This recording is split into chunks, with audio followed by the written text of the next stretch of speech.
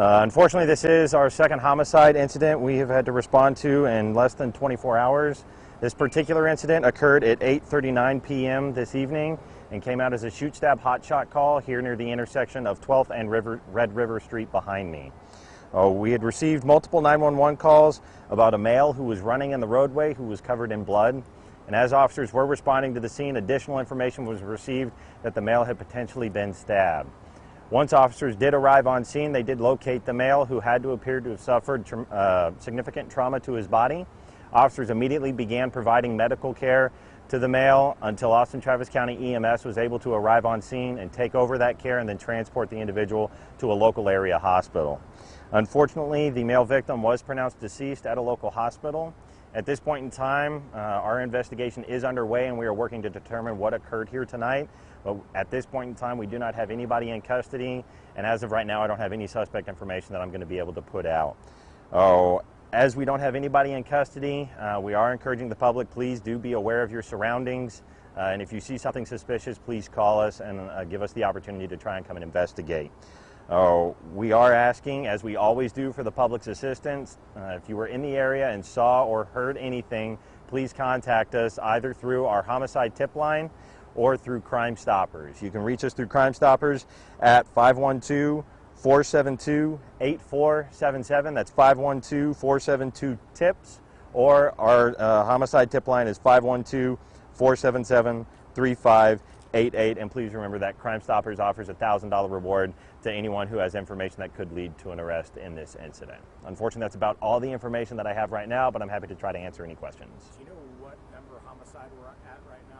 I believe we are currently investigating, it's either homicide number 41 or 42. Are we ahead of pace where we were last year, behind? It's kind of hard to tell because sometimes when we go into certain parts of the year, we'll see an increase. Summertime can be a period where we see more homicides occur. I believe we're about on pace with where we were at this time last year. So. Do you know if there's any homeless camps in the area here? Have y'all had any issues like this in this area before, or calls to this area specifically near the park? Specific to homelessness, I'm not sure if we've had, any calls like homicide-related incidents for that in this immediate area.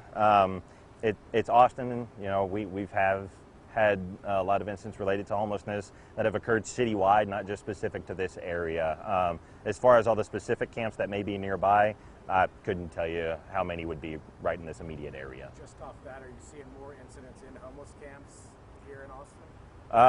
My experience, we still have a significant number of incidents that do occur inside of homeless camps, yes, sir. Could you tell me how big the crime scene is at this moment? Right now, the crime scene is fairly large. It's about a city block, extending out towards Sabine Street north, just because the individual was walking in the roadway, and so trying to determine where all they came from and where they were walking. We're going to canvass the area as much as we can, so we cordon off a pretty large area to make sure we can gather as much evidence as is possible. Are there any traffic cameras?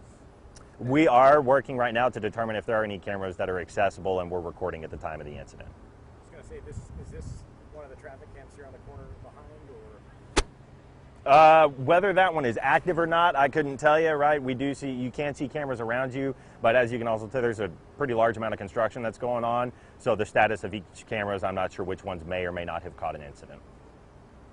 As far as, I know this comes up a lot, but just the shortage of officers, detectives, where are y'all on maybe clearing? Are there enough detectives to work the number of homicides we've seen in the last 24 hours? I mean, it is no secret that we are short-staffed, and having to look at sending investigative units back to patrol can create more of a stress on trying to accomplish, what we want to do. We're working as diligently as we can to meet the needs of the city and to ensure that these types of incidents are fully investigated. But like I said, we're stretched thin and we're doing the best that we can right now. Slower process than maybe in the past? It kind of depends. Homicides obviously are a significant crime that we devote as many resources to as we possibly can. As far as whether our process is slowing down or not, that I couldn't speak to because our homicide investigators are some of the best, and they have one of the highest clearance rates, and so they're very good at their jobs, and so we're still working as diligently as we can. I know you don't have a lot of information on the suspect, but with this being, close to the entertainment district here, are there concerns that this person is, out and about here tonight? It's always concerning to us when we have a potential suspect involved in a crime of this magnitude that is not in our custody. So that's why I couldn't tell you whether this was an isolated incident or not, exactly what all happened. That's why unfortunately right now, all we can tell people is to be aware of your surroundings. If something seems off, don't hesitate to call us. We will do our best to come and investigate what we can. But it's concerning to us anytime we don't have someone in custody related to an incident like this. Last thing I'll leave you here with, like you said, the last 24 hours, 2 homicides. This week we've seen some other crimes. Is that concerning to you? To see so many in a short amount of time? Absolutely. Anytime we have an uptick in violent crime, it is concerning to us. That's the highest priority calls that we have. Those are the ones that we want to try to handle as quickly as we can. But again, a lot of it comes down to resources and the bandwidth of officers, and the fewer officers that we have, kind of stretches what all we're able to manage. Anything else? All right, y'all. I appreciate it.